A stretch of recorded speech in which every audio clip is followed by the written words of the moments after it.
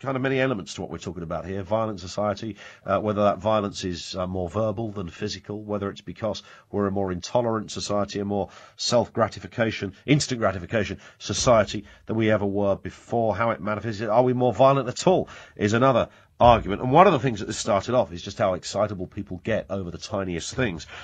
Football should never be something that breeds violence. It should be a beautiful game as set out in those original beautiful rules.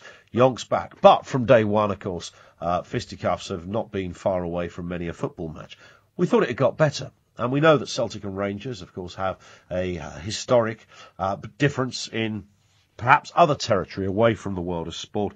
But what we've seen over the last 24 hours or so is something, frankly, so darn haunting. It's began to yet again throw up some pretty uncomfortable questions, and that is that Neil Lennon and a couple of others have received packages in the post, explosive devices that could have gone off. They would have been incredibly dangerous. They were intercepted eventually after the police were called. But nonetheless, this ain't over. They haven't caught who's done it, and we're led to believe today that there are other devices in the system. Let's speak to the journalist that originally broke this story, Phil MacGiollaBhain. Hi, Phil.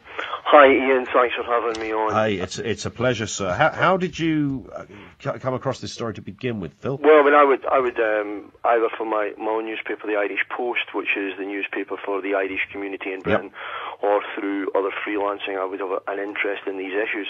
And I was informed by a very good source on Saturday night, that's just last Saturday, that in fact a live bomb had been sent through the mail to Paul McBride QC, leading lawyer, Celtic supporter who's represented Neil Lennon and indeed the club in recent high-profile spats with the SFA. Yeah.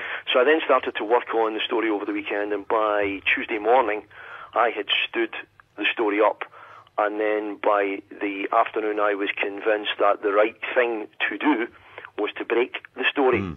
And since then I've been completely vindicated from journalistic colleagues that indeed the police resources now devoted to this, the difference since it went public is night and day. But people have been phoning me and asking me, colleagues in other countries, people that I meet, why is this happening? Why Neil Lennon? Why a football manager? Can you imagine Jose Mourinho or Pep Guardiola, or Ancelotti being sent as no? And it's nothing to do with football. It's because Neil Lennon is an Irish Catholic managing Celtic, a club with an Irish heritage in Scotland.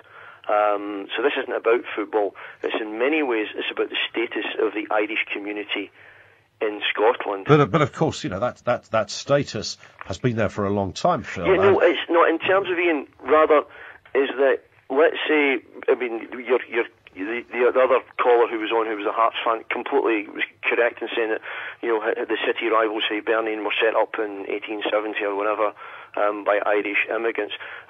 Irish immigrants went in the 19th century all over the world. For example, let's take two cities. The one I was born in, Glasgow, and the one I've got a lot of cousins in, New York. Irish people who went to New York in the 1850s achieved occupational parity, which means they were as likely to be doctors or lawyers as anyone else, in 1901. That's called occupational parity. Yeah. It's something sociologists like. When did you think occupational parity was achieved for Irish Catholic people, their descendants in Glasgow? You're going to frighten me here, but go on, tell us. 1991. Wow. Okay? So what we have now, and there was a candle-lit vigil in support of Neil Lennon outside Celtic Park tonight, and I believe it was very well attended and it was very dignified, is you now have a young generation, 18, 19, 20, who, to use, if you like, the Alabama analogy, won't sit at the back of the bus anymore. I was born in the 1950s. I'm not a young fellow like you.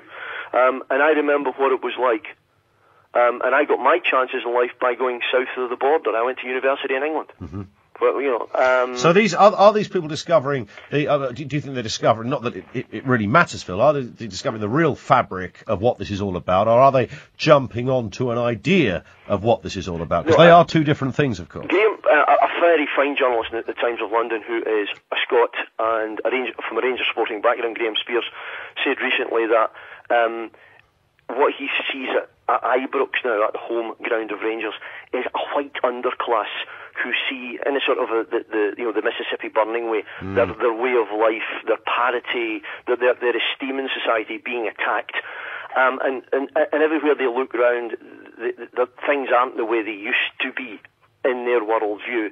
And his view is that they're becoming desperate and nasty, and one or two of them, and it's probably only one or two, are becoming incredibly violent about it. Just to go back for a second, Phil, to the original story about bombs being sent to prominent people. So was this originally denied by the police in Strathclyde? What happened was, in March, there was a package intercepted at a Royal Mail sorting office in the west of Scotland, in a town called Saltcoats. And the police initially thought, this is what they're saying on the record, the police initially thought it was an elaborate hoax, but it wasn't a viable device. Then they got it back at some point. I was speaking to a colleague in The Guardian this morning about this, and then they went, oh dear, this would actually work. So the threat level went up. Yeah. But the threat level, I've got to say, went up exponentially for the people who view these things. When Paul McBride QC got his on Friday, sure, there was then an emergency meeting of the Scottish Cabinet, and then senior police officers and law officers met on the Monday. When I put it, out there and broke it on my own site, and I've emailed that to you on the Tuesday evening. It's on the record now. David Cameron got involved. Paul McBride QC is a Conservative candidate.